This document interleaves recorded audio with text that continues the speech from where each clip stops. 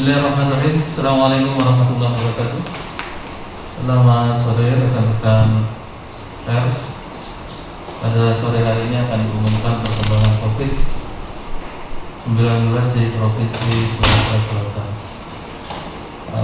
Kita ketahui bahwa di berita dari beberapa negara, terutama di luar negeri, bahwa sudah terjadi penurunan kasus dan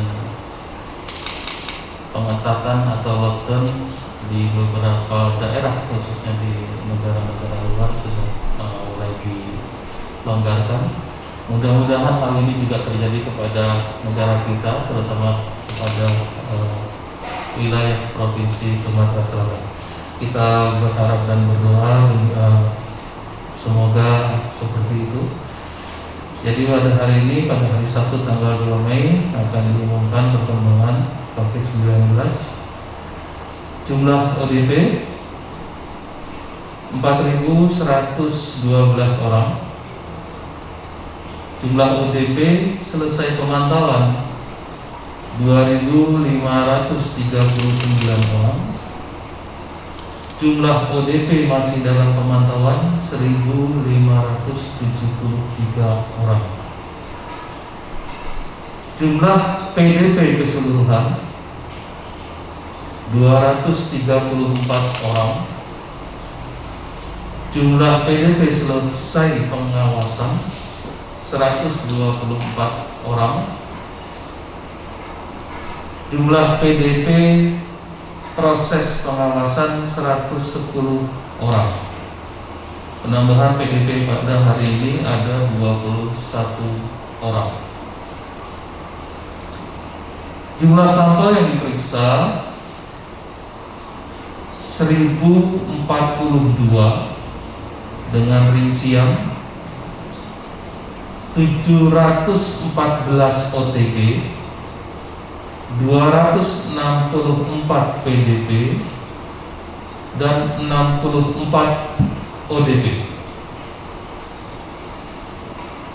Jumlah sampel positif sampai hari ini ada 156.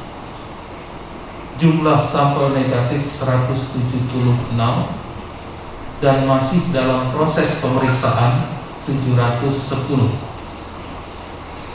Alhamdulillah pada hari ini tidak ada penambahan kasus.